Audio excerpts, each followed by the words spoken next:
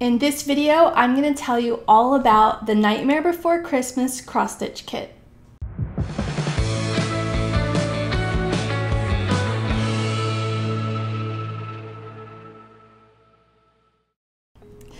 Hey there, I'm Sarah with The Notorious Needle, and I want to empower you to break the rules of conventional cross-stitch so you can stitch whatever you want. It's almost Halloween, and I wanted to try a quick, fun stitch that I could later use as gifts for friends and family. So I decided to try out the Nightmare Before Christmas cross-stitch kit. The patterns looked fun and easy and like they would stitch up really quick, so it looked like a perfect solution. So let's see what you get inside this little kit. If you'd like to purchase this kit, the link is down below. It is an affiliate link. You get 3 pieces of white 14 count Aida cloth, 4 skeins of embroidery floss, 1 in yellow, 1 in orangey red, 1 in gray, and 1 in black, 2 pointy embroidery needles, and 1 small black hoop, and a pattern book. Inside this book, they go over cross-stitch basics, supplies, stitching, and then they have the patterns listed. But when you flip through the book, you can see that there are no pictures. A lot of kits come with basic instructions about how to cross-stitch, and most of those instructions contain pictures. This one doesn't have any pictures, and without the pictures, it's going to be really hard to learn for the first time.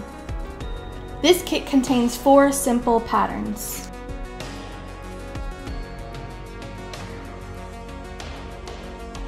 Can you stitch this kit with what they give you? Absolutely. Yes, you can. However, I did not use their needles. Their needles are pointy and the eye is very small. I prefer stitching with tapestry needles that have a dull tip and a very long eye, so you can more easily fit more strands of floss. But for this kit, you can definitely use this. Also, I am 100% sure that this embroidery floss is not DMC. It's softer, but it frays more easily, and you'll want to use shorter pieces so that it doesn't fray so much that it breaks while you're stitching. I did not have that problem, but while I was stitching, the end, as I pulled it through over and over, little pieces kept coming off, so I did have to trim the ends while I was stitching. There is plenty of floss here to stitch the entire kit. In fact, I stitched the entire kit using 4 strands of embroidery floss on the 14 count Aida. That's how I normally stitch on 14 count because I like a fully covered fabric square. I don't like any of the fabric to peek through my stitches.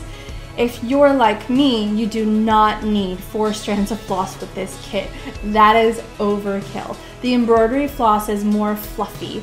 3 strands will definitely cover it, but I powered on and did 4. And here is what the finished patterns look like.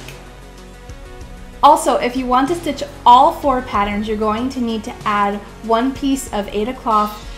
If it's 14 count, you're going to need 4 inches by 4 inches.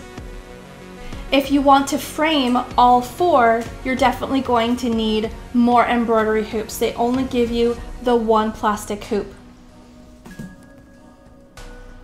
This embroidery hoop is only 2.5 inches big, which is the perfect size for each of these. I could not find embroidery hoops to purchase that were exactly 2.5 inches, so I have 3-inch bamboo embroidery hoops. I wrapped this one in electrical tape, which my husband had laying around in the garage. It was quick and easy, and you get the same effect. Even after stitching all of these, I still had this much embroidery floss left over. Remember, I used 4 strands of embroidery floss, and you really only need 2. If you use 2, you have enough floss to stitch all 4 of these twice. All in all, they stitched very quickly.